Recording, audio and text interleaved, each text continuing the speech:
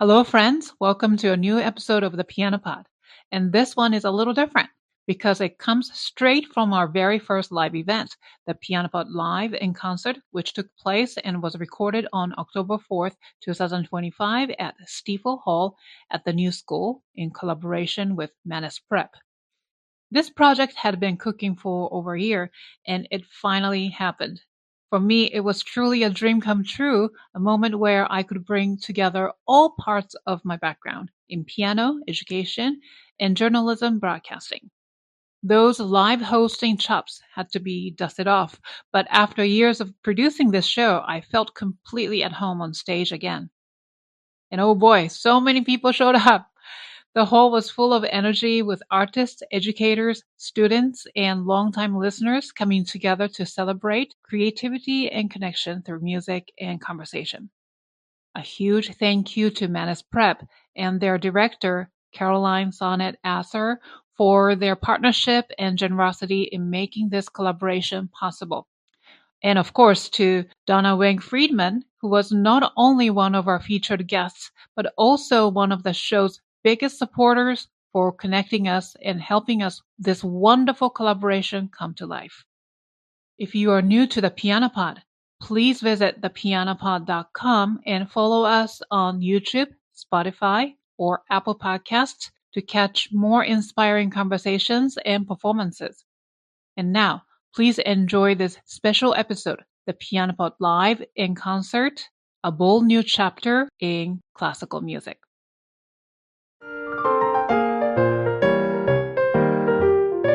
You are listening to the Piano Pod, where we talk to the brightest minds in the industry about how they are bringing the piano into the future and thriving in a complex, ever-evolving world.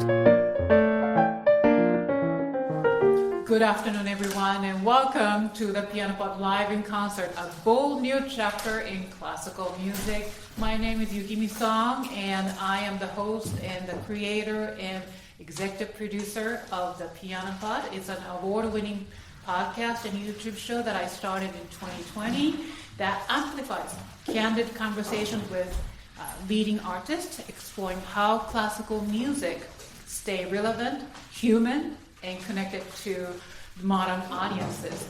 It's such a joy to see all of you here. I can't believe you guys are here. It's a dream come true for me, and you are making the Piano Pod history with me. So thank you so much for being here. And I also want to make a quick shout out to those who are tuning in later when this event becomes an episode. You are definitely with us in spirit. Now, years ago, I was teaching piano door to door, literally running around this neighborhood like a crazy maniac person. And at one point, I had over 40 students a week. It was survival, but I survived. But it gave me the front row view of how music education was perceived. And I couldn't notice but the disconnect that I felt. And as musicians, we understand that the discipline and daily practice lead to growth and ultimately transformation at any level of learning.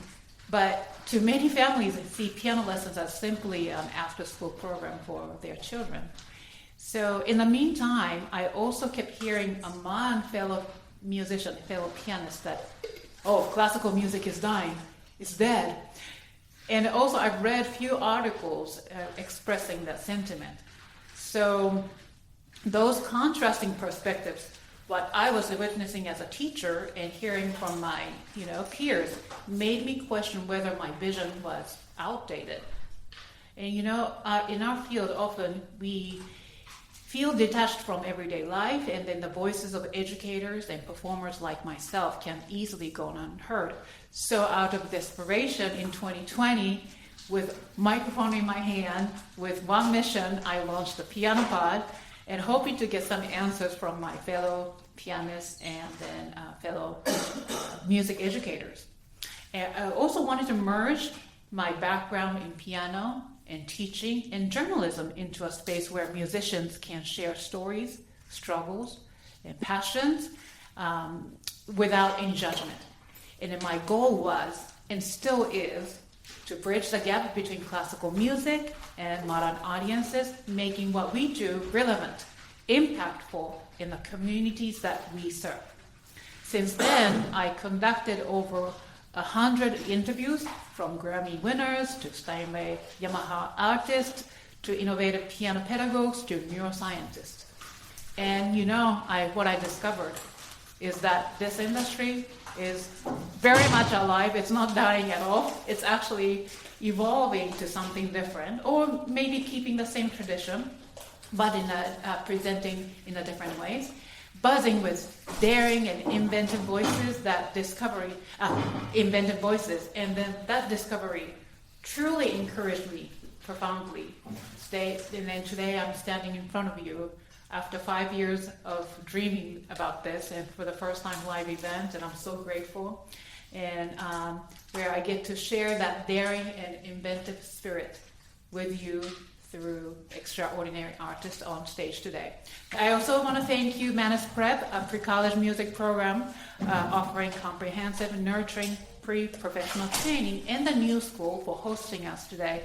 And then I have been amazed by the state-of-the-art facilities throughout this building, and then look at these fine instruments, and then acoustics are amazing. And then I've walked around this building, and then all the practice studios have fine instruments, and then the interior design of the school is so modern. I love it. So discovering this truly reinforced my excitement to partner with Manus Prep today, and the school demonstrates their commitment to music education. Special thanks to Caroline Sonett-Assor, director of Manus Prep, for her invaluable support, as well as other Manus personnel I've got to work with in prep for this event. Now, lastly, a shout out to Donna Weng Friedman. She is the honored faculty member here, whom I adore, who is one of the greatest guest artists today, for helping to facilitate this collaboration. Now, today, what we do is we bring together 4 pianist thought leaders, starting with Dr. Jee-Hoon Krska, Eleonor Bindman, Nnenna Ogwo, and Donna Weng Friedman. I have interviewed all 4 of them in the past, and then each artist today embodies creativity, innovation, and a deep commitment to community. And those qualities are the very heart of our current season's theme, creativity and connection.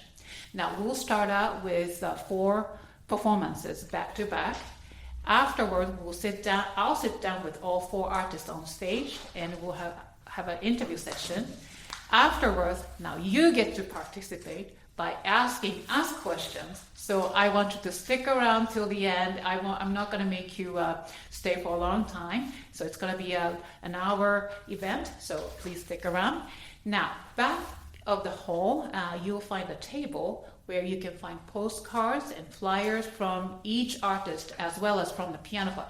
Please feel free to take them on your way out. It's a fantastic way to learn more about what we do, what each artist is doing, and also to stay connected beyond today.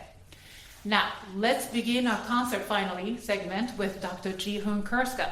Her journey has taken her from Juilliard training to MIT, pursuing a career in electrical engineering, while she has also collaborated with world-renowned artists like Yo-Yo Ma. She's also the founder of Keys to Success, a program that provides free piano education to young people in Newark.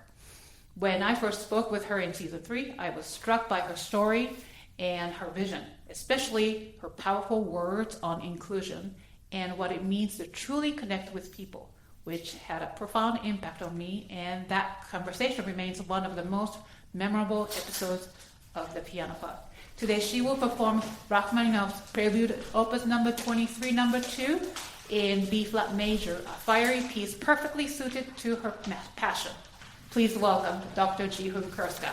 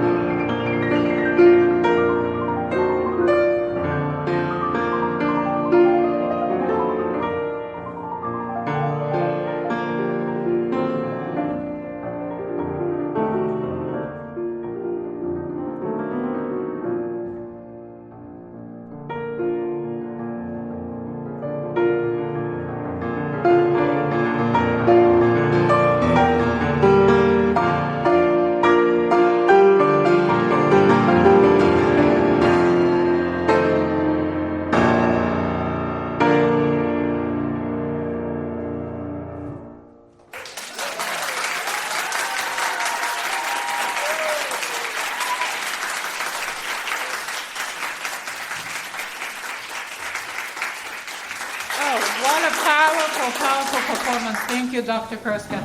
If you would like to learn more about her story, please visit season 3. I believe it was episode 11 or 12. She talks about her organization and her life story. It's beautiful. Now, let me ask, how many of you are pianists here today? Will play the piano. Great, wonderful. Now, how many of you love playing Bach all day long? Oh, great. One person. Yes. Thank you for being honest. I love that. Well, I love Bach music too, but sometimes pieces like, to be honest, well-tempo clavier is not always beginner friendly in terms of like listening. So, and then also learning to fugue is very difficult. Now, this is where our next guest, Eleonor Bindman, shines. Through her innovative Bach transcriptions and her widely followed YouTube channel, she has reintroduced Bach's most beloved works, from the orchestral suites to the cello suites to pianists worldwide. I'm especially delighted to join her on stage today to perform her transcription of Johann Sebastian Bach's Brandenburg Concerto No. 2 for four-hand piano. Now, Brandenburg concertos are among Bach's most celebrated orchestral works, filled with joyful energy and inventive interplay between instruments. And if you're not familiar with the term transcription, it simply means reimagining a work for a different ensemble. So today, please enjoy Brandenburg Concerto No. 2, arranged for four-hand piano. Please welcome Eleonor Bindman.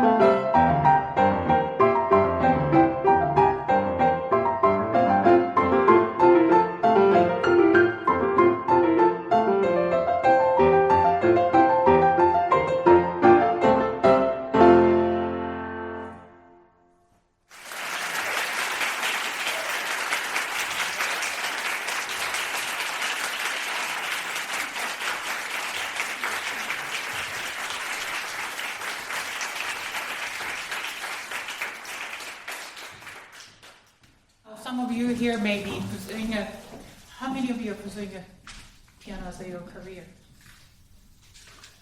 Maybe you're in college or no? Okay, great. Well, it's a challenging but fulfilling field. If you ever are interested, please talk to us afterward. Now, next artist shows us just how powerful music can be as a bridge to community. Dr. Nnenna Ogwo, who joined me in season 4, is the founder of Juneteenth LP. Since our conversation, I've attended several of her concerts in New York, culminating each June 19th is a powerful celebration at the iconic venue, Joe's Pub. To truly understand what it means for classical pianists to connect with their audiences, you must experience Juneteenth LP's events in every June. Today, Nnenna performs The Sun is Rising by Consuela Lee, a trailblazing Black composer whose work she champions. Please welcome Dr. Nnenna Ogwo.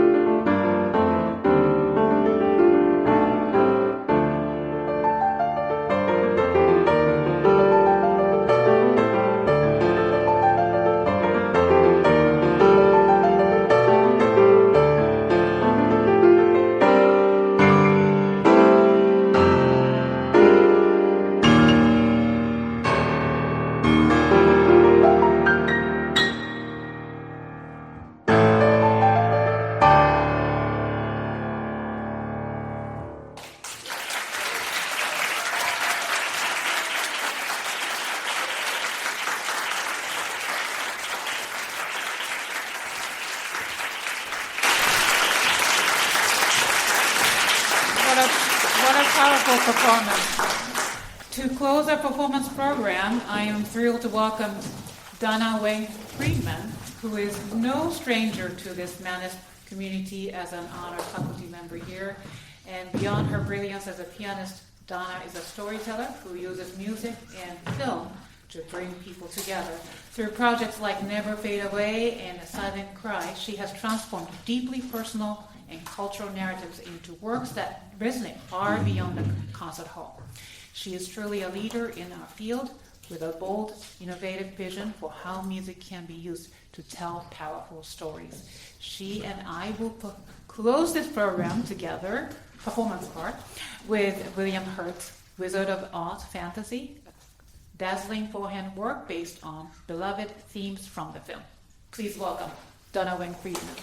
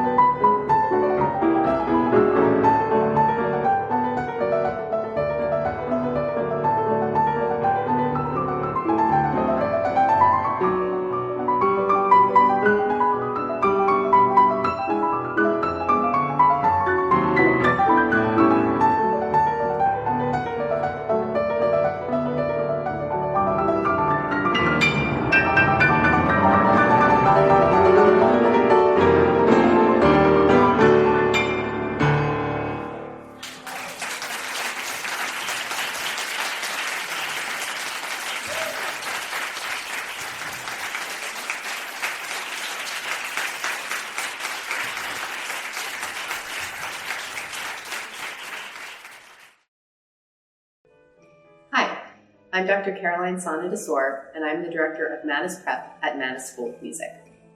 At Mannes Prep, we offer pre-college music training for students ages 4 through 18, from beginners just discovering their love of music to advanced young artists who may be preparing for collegiate music study. Each Saturday during the academic year, our recital halls and classrooms are filled with students rehearsing and performing in small and large ensembles, studying theory and ear training, practicing their instruments, and exploring electives such as chamber music, film scoring, musical theater, composition, and many more. As an all-Steinway school, our young pianists can expect to practice and perform on the finest instruments.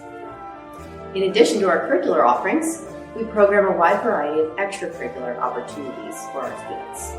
We have regular workshops, recitals, master classes with esteemed guest artists, and hold yearly concerto competitions and faculty-adjudicated graded showcases. What makes Mannes Prep truly special, though, is our community. Our students learn, create, collaborate, and discover their own artistic voices in a supportive and inspiring environment led by dedicated faculty. Our students are really incredible, and they go on to do amazing things in this world. Whether you dream of dedicating your life to music, or you simply love to make music, Mannes Prep is a place where you can belong, learn, and thrive.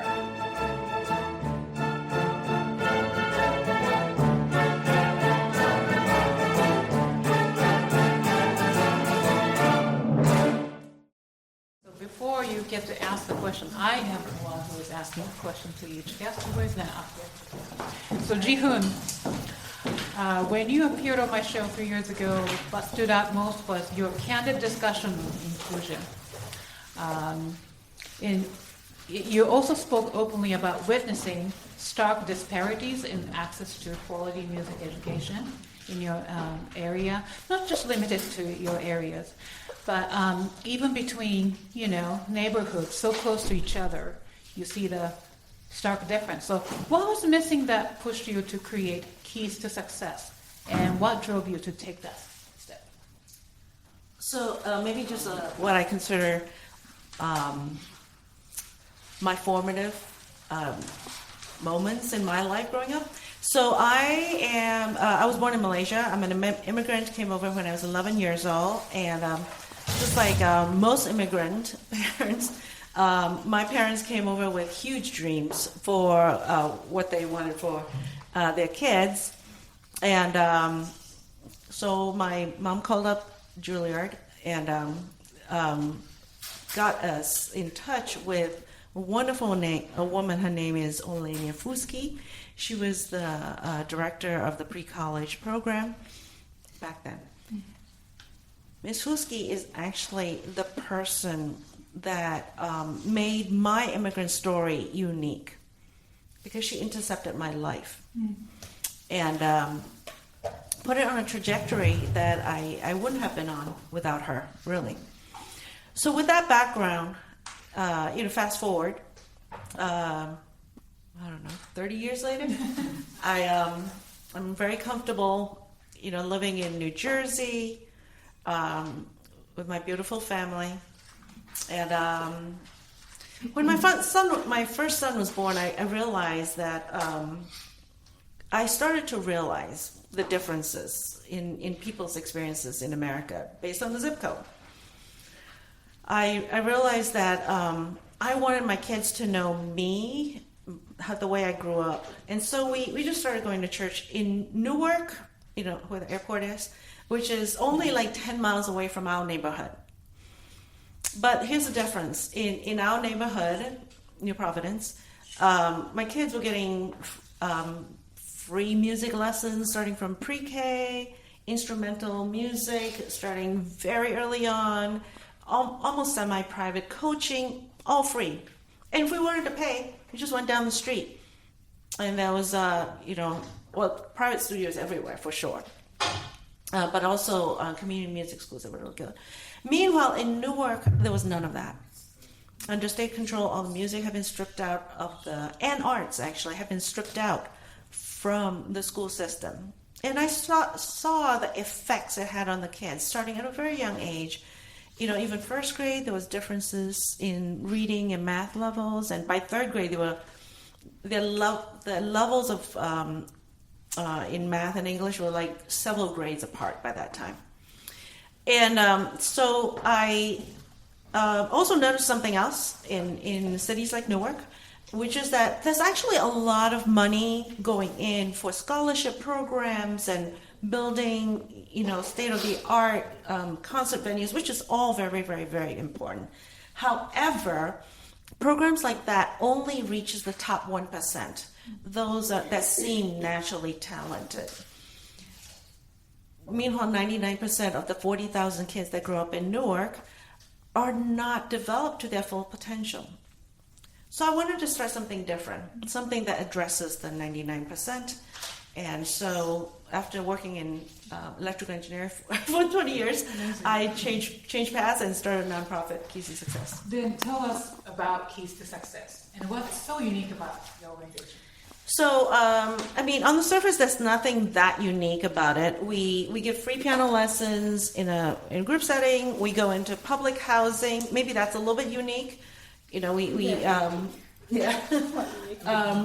go there every day.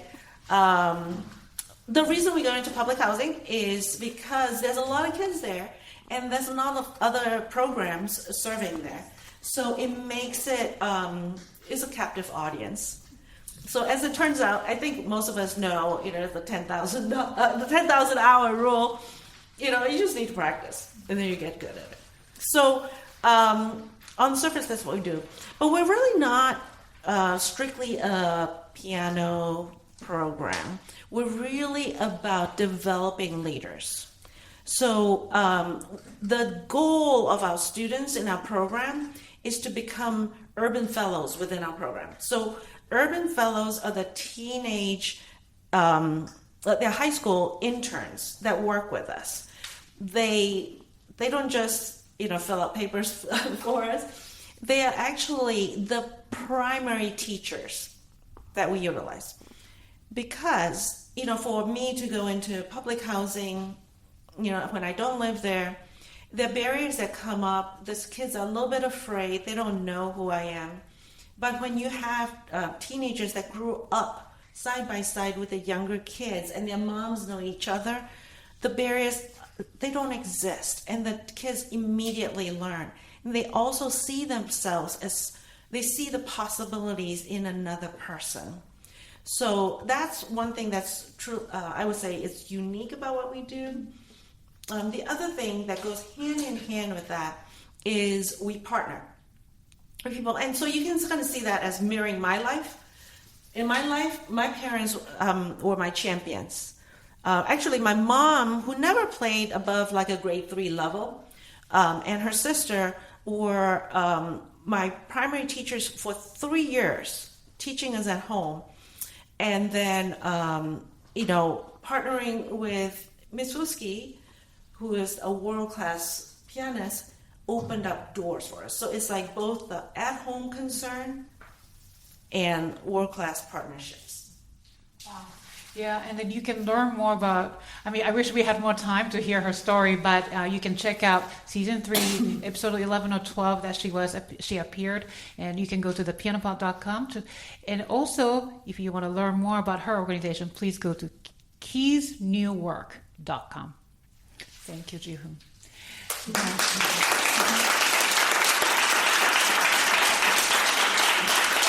So Donna, thank you so much for playing today with me. Fun. Oh yeah, always fun. I'm so sorry. I have to go teach, which is why I'm going next. Now, could you? I know I interviewed you in season 2, and since then, so much has happened to you, and wonderful things. In the world. Yeah. Yes, but can you tell us about this multi-award-winning film, Never Fade Away? I know you hinted the idea in the episode we discussed, but can you tell us? Well, Never Fade Away is my father's immigration story. I never intended to make a movie because I'm not a filmmaker. I'm a musician. But during the pandemic, a lot happened. I think hate crimes against our AAPI community were rising. I was assaulted in the park while walking my dog. And it became very important to me to share stories of heritage, not just of Asian, Americans, but of everybody's, because I do believe that these stories connect us. Our stories of heritage are the ties that bind, because we all come from somewhere else, and we have, whether it's your mother, your grandfather, your aunt or uncle, their bravery, their courage to come to a country where they didn't speak the language, didn't have any money, and they made sacrifices for all of us so that we could have better lives. That's what this country is all about. So during the pandemic, when all these things were happening, I started creating programs with WQXR, the National Women's History Museum, to share stories of underrepresented musicians from underrepresented communities, women, our BIPOC communities.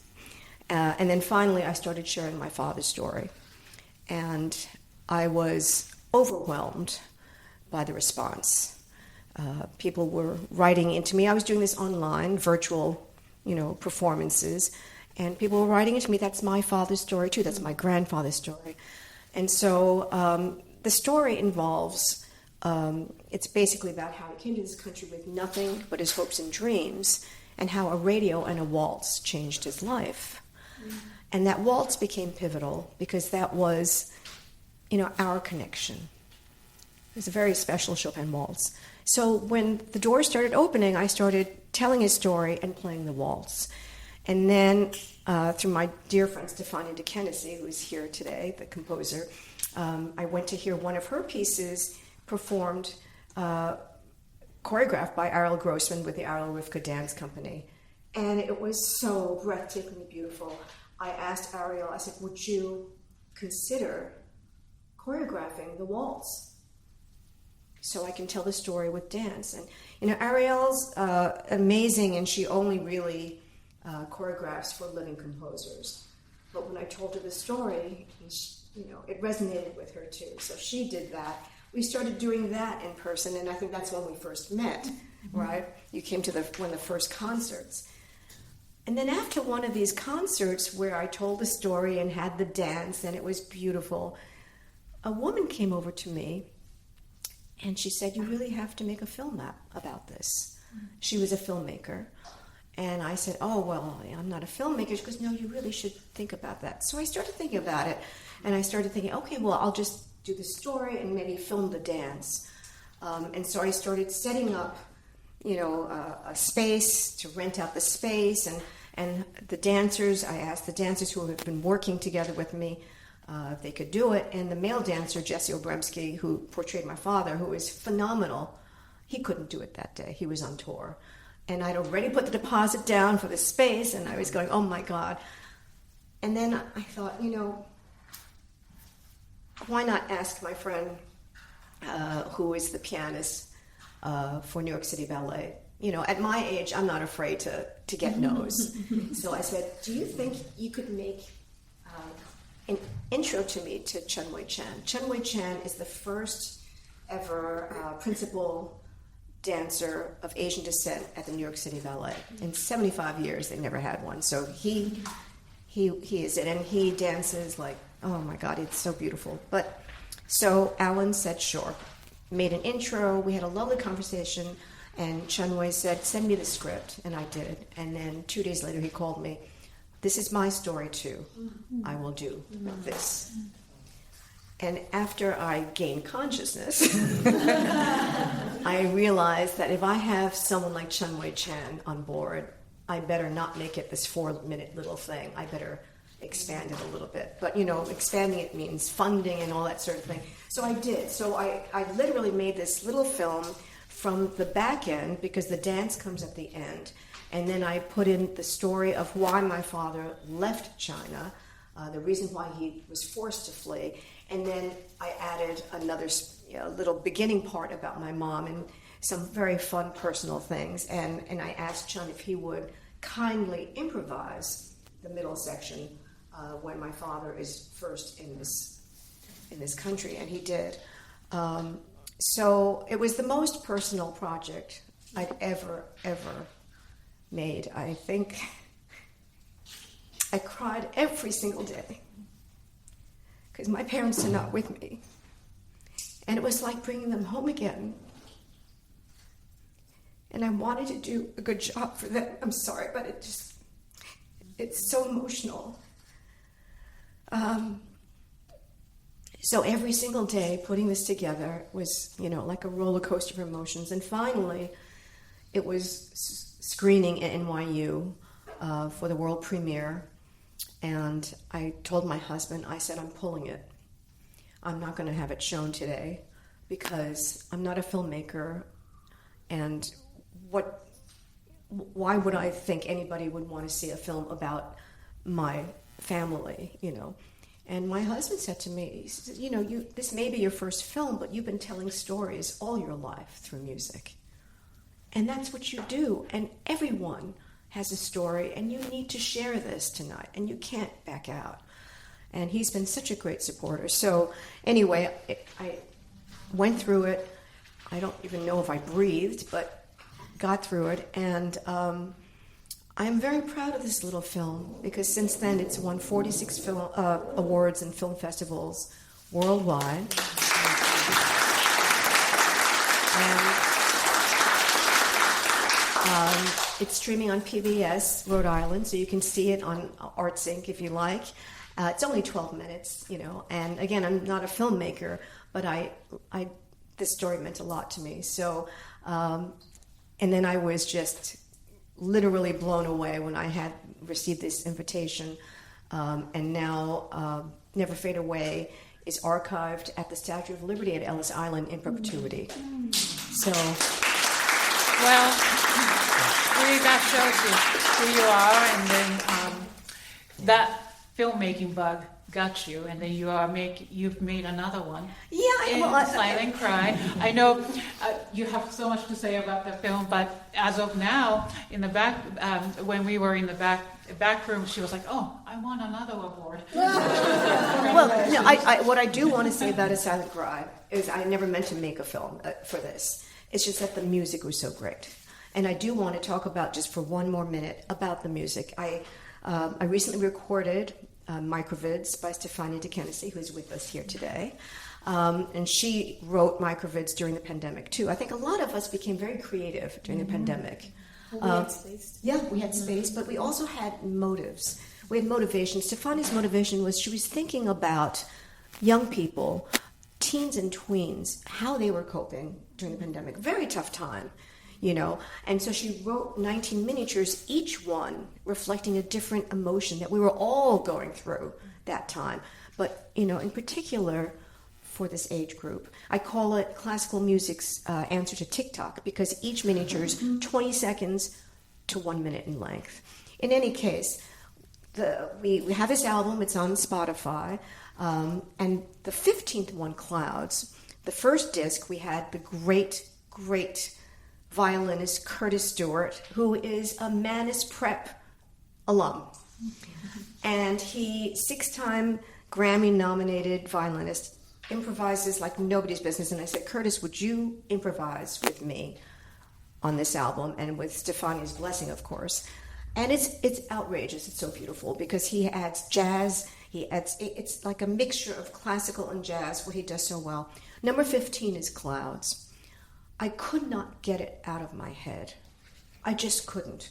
It was just so powerful that I decided to put some visuals with it. My daughter is in AI, and I saw her post something on Instagram that was interesting. I said, can you create this into a globe, a spinning globe?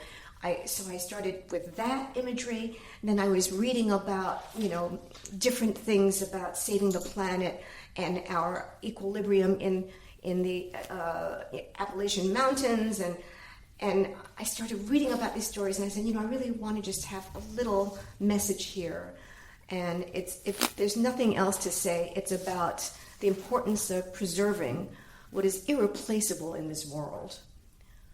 And so I put together this 2-minute little film. I call it A Silent Cry. If you ever see it, you'll understand why. And I did it just because I felt like it. And a week later, I put it into, just for fun, a film festival, and it won. And on Thursday, it received its 30th Film Festival Award in 3 months, which is crazy. And it's up for, well, it's been submitted to the Grammys in the music video section, which, you know, I have absolutely no expectations. I just want to raise awareness that classical musicians don't really, you know, are not really part of that category, and we should be part of every category. So my little film and my name was right underneath David Byrne, Coldplay, Rihanna. It's kind of cool. Hey, I'm proud of you, Donna. Thank you so much. Thank you.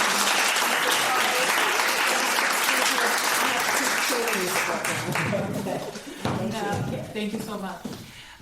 Eleanor, thank you so much for performing Brandenburg with me. It's her transcription. So you've dedicated years to arranging Bach, from, you know, Brandenburg duets to cello suites for piano to stepping stones to Bach.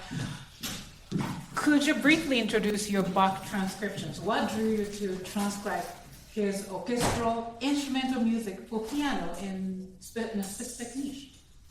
I'd love to do that, Yukimi, but before that, I'd like to take an opportunity, in case it doesn't arise anymore, to thank you. We know how much work you put into this event and how well you've done, and that's in the middle of all of the other podcasts and scheduling December ones and everything else that you do.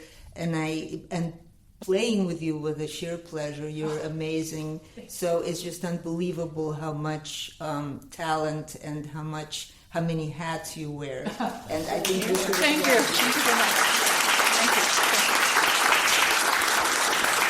Thank you. And as far as my work, it's funny, I'm not tempted to talk about my heritage because I'm also an immigrant.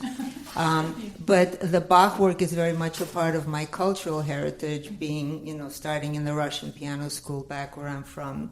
And my transcriptions came about just out of a very selfish desire to be able to play them. I've done transcriptions prior, and of course, as many classical musicians have done Rachmaninoff transcriptions, Liszt transcriptions. I always enjoyed the feeling of transmitting other instruments, and preferably an orchestra, just a very different feeling than just playing something written for piano. It's almost a different, it's a different mindset. And I also love playing duets, and I had a piano duet partner with whom we tried the existing transcription of the Brandenburgs, which just unfortunately, much to my really shock, it just was not playable. Well, it wasn't, yet it was on people's shelves, and since having done the Brandenburgs, I've had many kindred souls write to me and say, yeah, no, you just can't play the record, you know.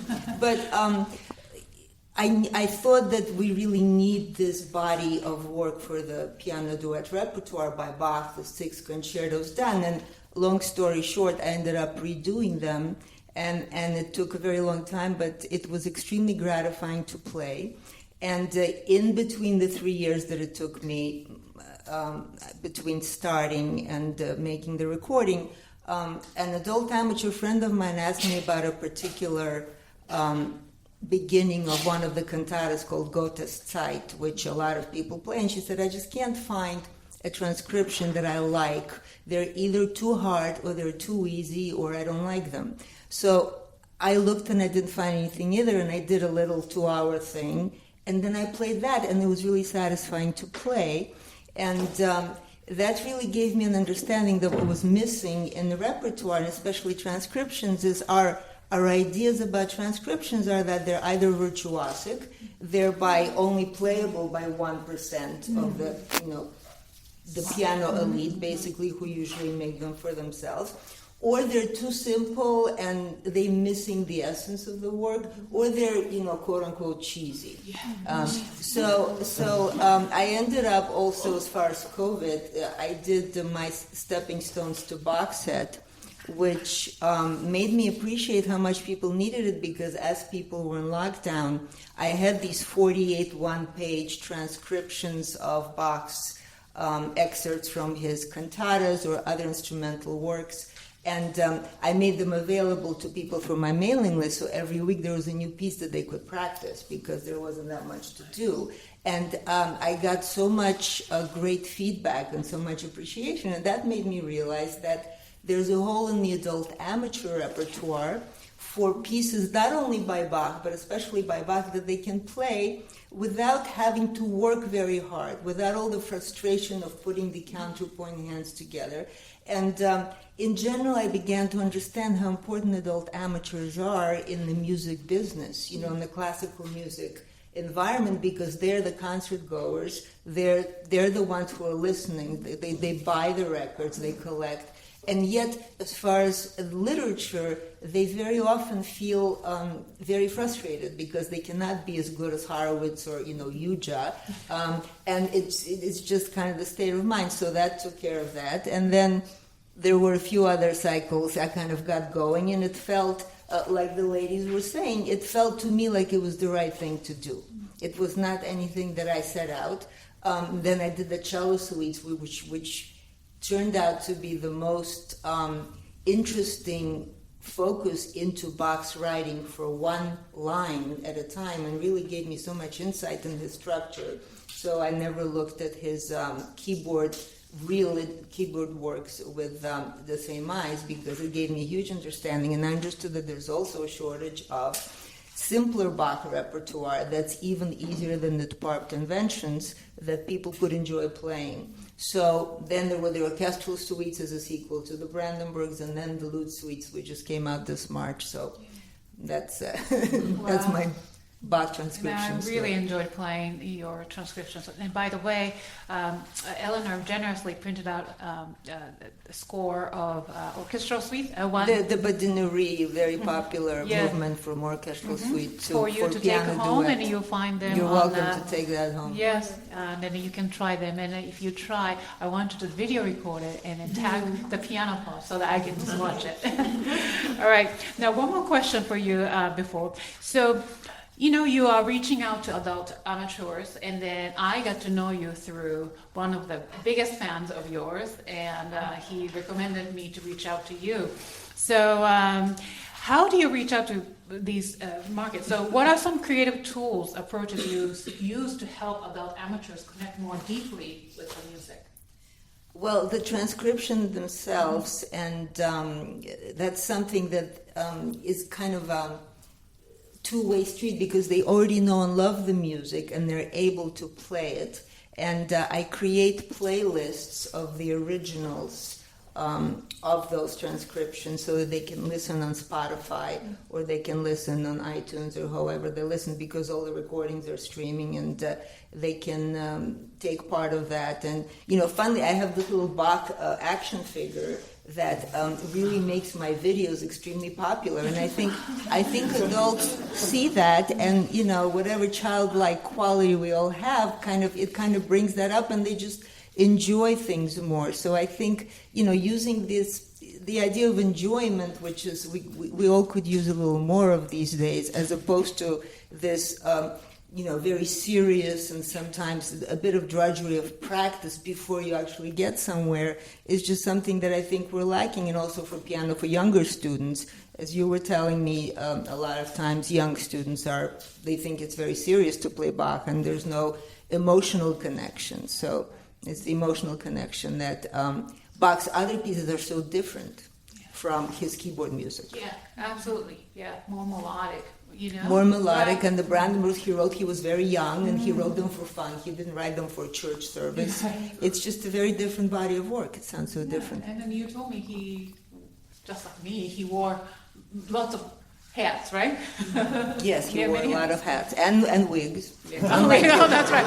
Oh, I don't wear wigs. No, unlike you. Yeah, well, I'm comparing myself to Bach. I shouldn't have done that. Anyway, well, thank you. If you want to learn more about Eleanor, please go to eleanorbindman.com, right? And then also, I forgot to mention that Donna Weng, Friedman.com, if you want to watch her films, and then also you can check out her films on YouTube as well. All right, Nnenna, finally. Oh my goodness. Now, I want to know a lot about Juneteenth LP, but before that, just quickly tell us about the piece that you performed, Consuela. The powerful performance. Oh my gosh, that piece was amazing. It's a beautiful piece. I do a lot of work with the American Composers Alliance. I've become dear friends with their executive director, Gina Genova. They have a wonderful, dedicated staff that has been doing amazing work preserving and archiving and engraving the works of Black composers of the 20th century that are in their archives. And so she introduced me to Consuela Lee's work. And she told me to check out Ray of Light and this piece, which is a transcription of a performance that was done in, I think, the early 80s at Baruch. And I played Ray of Light maybe 2 years ago at Joe's Pub, and I was fortunate that her daughter was there, and she gave me a rare recording of her mom's, and she told me a lot about her mother. And the transcription was interesting because, you know, with transcriptions, and especially as pianists, you know, when you have a recording of, you know, Ravel playing Ravel or Rachmaninoff playing Rachmaninoff, you know, there's a thing attached to that, right? And but it's Rachmaninoff, and then there's a score that he wrote. But this was a transcription of an improvisation, and we know that there are bits and pieces of paper with these ideas in her estate, in the collection of her papers, but we have not yet found a completely written out score. So this is effectively a jazz improvisation we have this transcription. And so there's a recording of this performance. And so what do you do with that? And I was so cognizant of the fact that it was a very specific kind of thing that I was going to be doing. And that I had heard it, and then I said I was never going to listen to that recording again. Because what I didn't want to do was copy what she did. Because even though that is absolutely how she wants it to be played, I also felt like if I was going to respect her as a composer, I actually should do the work of interpreting her compositional intent, because she's actually a brilliant composer, and I have her actual written compositions to attest to that. So what I did was I looked at the score of it and started to say, okay, what do these melodic figures mean? How are these harmonies moving? How does she develop ideas? How does she move? How does she structure these things? And then I decided what that meant. And so if you listen to her recording versus what you heard me do, it's actually very different. But I think that I rendered her intention, I believe that I rendered her intention. It's just that I played it differently, as one should, because I am not Consuela Lee. I also don't have her jazz chops at all, you know. And I think that, and that's one of the things that there's going to be another edition of the score that comes out where I actually talk about the unique space that this particular piece exists in, where the pianist that chooses to play this is going to you have an added responsibility of you can't be lazy. You have to actually interpret. You know, I mean, you could copy what she does, but I would hope that we're raising pianists to do more and better than that.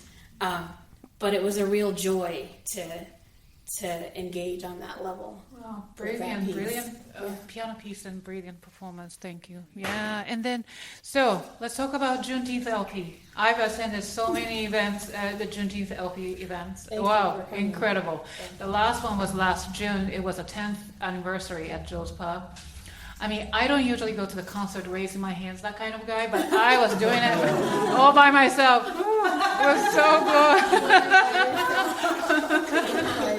So tell us about Juneteenth LP, what you do, what's your mission? Our mission is to change how people experience classical music. We want to make classical music more accessible to as many people as possible. And because I'm a Black person, I want Black people to show up in concert spaces. And but that doesn't mean I only want Black people to show up in concert spaces. But I'm keenly aware of the fact that I spent my whole life being the only black person in a classical music hall, and the only black people in the audience were my relatives. Unless there was one other black person performing, and then it would be also their relatives. I think that, but what I think is interesting is that classical music for me was something that I grew up with because my mother grew up with it, and my parents met at Howard University, and that was all very exciting. But my father was a very interesting Nigerian immigrant. He took a musicology course, an introduction to musicology, and he fell in love with, of all things, Renaissance counterpoint, Bach, and Beethoven. Those three things. Like, he landed on that, and he landed hard. So I grew up listening to La Susan Palestrina and Bach and Beethoven. Hard. Like, I knew all the symphonies by the time I was 5 or 6, and I didn't know how much La Susan Palestrina I actually knew until I was taking a 2 and 3 part counterpoint class, and I was like, why do I know this? And my mom was like, oh, you didn't know that your dad actually like played motets all the time? And I was like, no, I don't know that, but okay. And so I got a little distracted, I'm sorry. But No. my point being that so I grew up with those sounds, but what I find is that when you grow up listening to classical music radio stations, they're very much like, this is the most wonderful music in the world, and great music, everybody loves great music, and I'm like, yeah, no, not all classical music is actually music that everybody loves. Some music is really clearly visceral, and everyone does respond to it. Like, it doesn't matter who you play The Rite of Spring for, everyone goes, what is that? Because everybody responds to this sort of like tribal, earthy, we're gonna sacrifice some blood today. It doesn't matter where you come from. It's very clear someone's gonna get killed because spring has come, right? There will be blood, right? And I'm sorry, you can play a Clementi sonatina, and that's just not gonna reach everybody on the planet. Like, whatever Clementi's trying to offer you, it's not gonna reach everybody. But if you grew up with Clementi and you love it, then of course that speaks to you. And so I wanted to sort of create this environment where I explain to people that no matter what it is you love, we're going to find a way to bring you to this music, and you're going to understand that there are all these avenues by which you can appreciate it. So if you're a grandma that grew up loving like Stevie Wonder and, Marvin Gaye and Gladys Knight and the Pips, we'll play some of that, and you're going to understand that that the other composers that we play that are writing classical music, these black composers, they also grew up loving that music, or their parents grew up loving that music, and that they actually write that stuff into their music. Not literally, but they're feeling that, and they're writing like blues-inflected music and soul-inflected music, and it's not obvious necessarily, but sometimes they'll slip in like a little refrain from a spiritual or a little refrain from a, whatever. And sometimes I'll be rehearsing with my friends, and I'll be like, does this bass line remind you of, of this Delphonics tune? And we'll be like, oh my gosh, it does, And we don't know if that's really what's happening, but we're kind of listening with this. All of the people that we love, these black composers that we love playing, we realize that they actually grew up listening to the music that we grew up listening to. So when we program, we're sort of making it an educational experience, and we're saying, these people love the music that you love. And they're actually relatable in all of these ways. And we program it so that they get to experience the music that they love, and they get to hear a little bit of Lizzo, and they get to hear a little bit of, Chaka Khan, and they get to hear a little bit of Duke Ellington. And on a multi-generational level, they get to have this concert experience that's sort of wonderful and kind of wild and crazy. Like, I remember 1 year playing, Lil Nas X, And it was kind of wild because people were like, "What are you doing?" And we were like, "You like that, don't you?" Because back then it was pretty fresh. Yeah, but the great thing about it is that all the musicians are classical musicians. Yeah. They've been playing all these wild music. Arrangements, So heavy great. on the Afro pop. Sure. Yeah. So Yeah. thank you. If you want to learn more about Juneteenth LP, please go to juneteenthlp.org.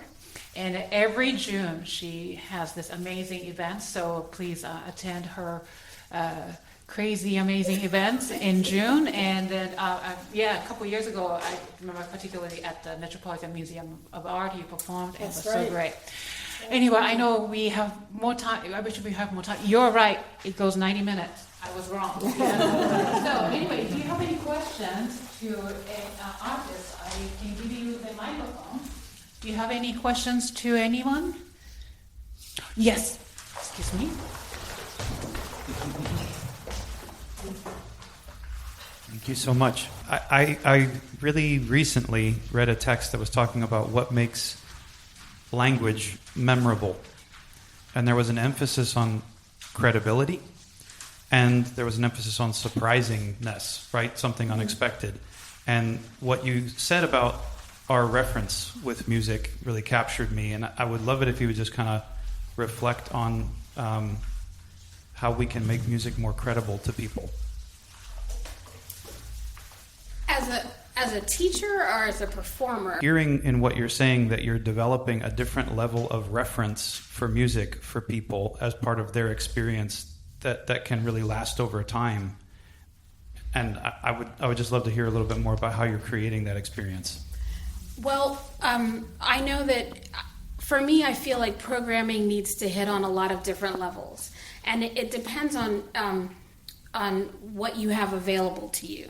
So, for example, our Juneteenth Festival week, we do a lot of different kinds of performances. Like, we will do a completely classical performance at the Nnenna Center, but we're also starting this Creative Intersections concert series where we will perform for a brief bit at time, like 20 minutes. But we're inviting a writing workshop facilitator to come, and it's actually her idea. I didn't think this up. It's her idea to use our performance as a writing prompt. And so the guests, our concert goers, are going to have the opportunity to use our performance as a prompt for their creative writing exercise.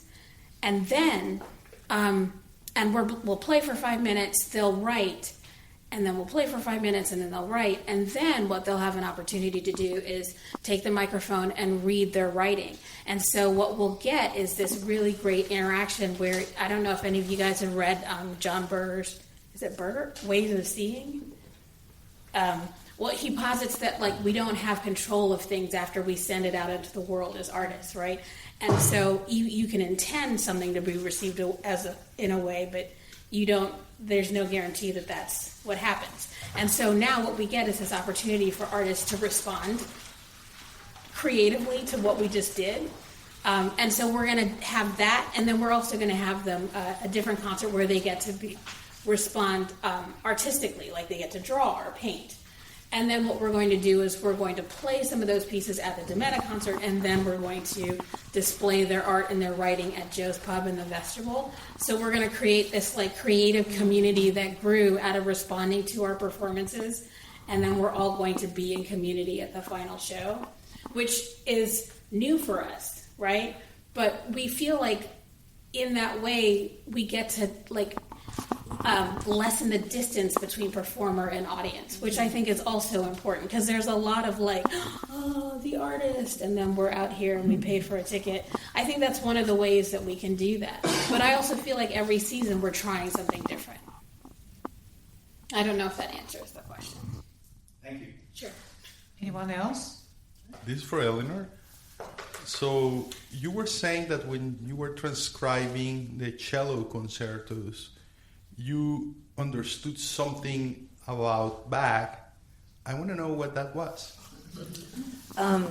Thank you. I would have talked about it, but we're short on time. When I was actually transcribing the cello suites by Bach, and they are essentially very bare bones. It's just, as you can imagine, a cellist usually plays one note at a time, and then there'll be some double, triple stops as chords.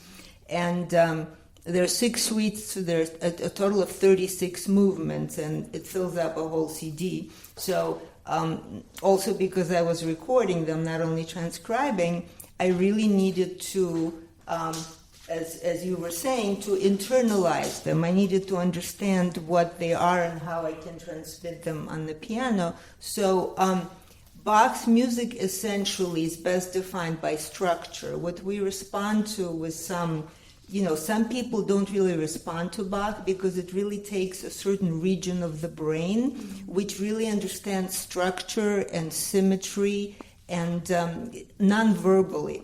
So the complexity of Bach is usually overwhelming when we hear it, when there are many voices, but when you look at one voice, you can see how he structures one voice, and you see the smaller building blocks of each voice, and you see how it already contains the hidden counterpoint and the complexity. So for a pianist, as we're used to seeing a lot of notes, when we're looking at Bach, we're trying to manage everything. But as a pianist looking at his cello works and really just zooming into one line, it's really amazing how much he does that way. And then when you blow it up and play music that has more layers happening, it just gives you a completely different understanding and also a different level of attention that you bring when you play, because we look at music and very often we don't really pay attention to what's going on because we're often thinking about, what we're going to have for lunch or,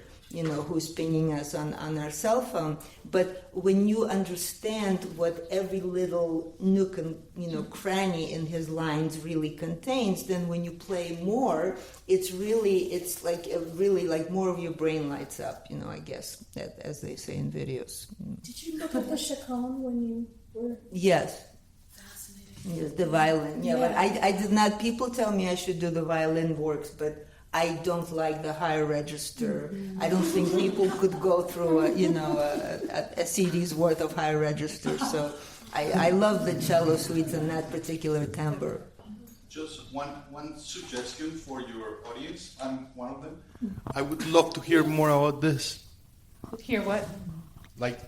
This explanation. I have recordings of all of my sets, and on my website, I wrote extensive booklet notes to every CD. So I actually, the cello suites booklet notes were the hardest thing I feel I ever done as far as writing, because I felt I had to justify playing them on the piano. I actually had a rash for 3 weeks, literally, because I didn't know why I had it, but it was because I felt so daunted to explain what this is. So it is there, but thank you for asking. Did you mean like a podcast? Yeah. Huh? Did you mean like a podcast? Like a... This question is for Dr. Krska, but potentially for all three of you. So I grew up playing classical music, not piano, but violin. Mm-hmm. And one thing that I found is that most of the people that I played with, even those at a pretty high level, there came a day when they turned 18 or maybe 21, and they kind of stopped playing. And so I wonder, for you and maybe all three of you, how do we get people to continue to play if they don't pursue it professionally? That's a good question. I think music has to mean something to you. I do think the way classical music has gone, it's become very technical, and it hasn't. I find it unusual to find a person who will actually have a story going on in their head that is meaningful to them when they're playing a piece. I think, and it does. At least for me and my daughter also, who's right here, it comes a point when it has to mean something to you. When it means something to you, then you won't stop. But if it's just about competitions and it's good. You're gonna get tired, and you're gonna be so relieved when you don't have to do it anymore. May I say something? When I first get a child, and we're at a grand piano, the very first lesson is I put them on a little step stool and I open up the piano and we compose a piece using the inside of the piano, and we bounce balls and we, the pedal and paper, and we, thunder and lightning and this, or we make a spooky Halloween story or whatever. And the first thing they learn is that you can make a story with this instrument in all kinds of wild and crazy ways. And their eyes get really big, and all I say after that is every piece that you play is a composer trying to tell a story, and your job is to help them tell the story, make the story come to life. That's what your job is. Loud sounds and soft sounds, and that's what your job is. And all of a sudden, they have all of this reverence for the act of music making. And our job as piano teachers is to make that feel special and alive and exciting every single week. And to work with whoever else they're working with. Their choral teacher and their composition teacher and their theory teacher. And we should be making them improvise from them.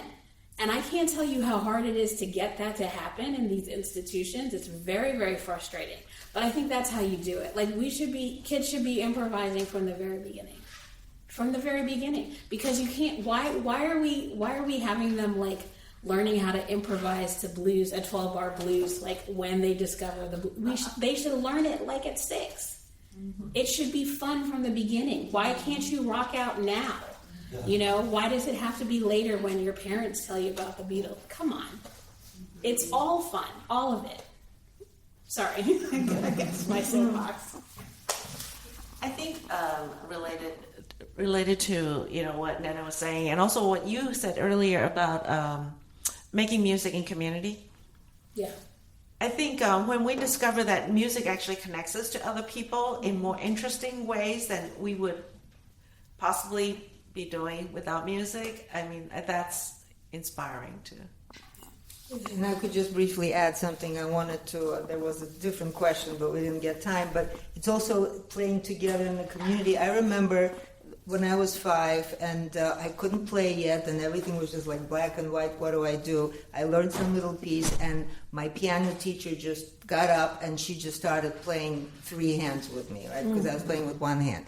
And that moment of everything changed for me, because I had no idea what I was doing, and I was 5. And then all of a sudden, there was music happening, because she came and we played together. And that's, my gripe with piano teachers is, I know it's hard to schedule, but you need to have the kids play together, even if it's something different, because and piano duets are very special, because you're sitting with somebody right there, and it's just so much more joyful than being the solitary, morose pianist who needs to practice, for hours and hours. It's a different world now. Pedagogy needs to just open up to, a new dimension. Thank you. Now we're coming to an end of this event. Thank you so much for really being an active participant today. Wow, I'm so impressed with this crowd, and thank you so much for coming. I hope you enjoyed the recording from the Piano Pod Live in Concert, a bold new chapter in classical music. So what did you think of blending what the Piano Pod does bi-weekly, music performance, in-depth interviews, and adding a live audience with a Q&A panel discussion? It was such a joy to see everything come together in one afternoon. I truly hope to do this again next fall, and I am already in touch with several educational institutions, both within New York City and beyond, to make it happen.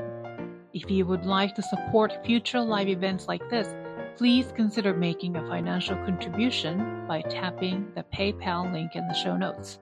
Every bit helps us continue bringing music and conversation to more people. Many thanks to Manus Prep and the New School, especially Caroline Sonett-Assor and Mary Catherine Blazek, for their incredible support. Heartfelt thanks also to the entire Manus team for assisting us behind the scenes, and to Scott Chu and Brian from Portable Recording Studio for their expert audio and video work, and to Jenny Bai, my heroine of the day, for page turns and stage transitions. Special thanks to our photographer, Vincent, for capturing every beautiful moment of the event, and of course, to our extraordinary guest artists, Dr. Jee-Hoon Krska, Eleonor Bindman, Dr. Nnenna Ogwo, and Donna Weng Friedman, whose performances, insights, and presence made this concert unforgettable. To explore more, simply scan the QR code on your screen. It will take you to the live event tab at thepianopod.com, where you will find each guest's story and bio. Season 6 of the Piano Pod is just getting started under the theme Creativity and Connection, featuring more extraordinary guests and conversations ahead. Thank you for listening, and until next time, keep creating, keep connecting, and keep the music alive.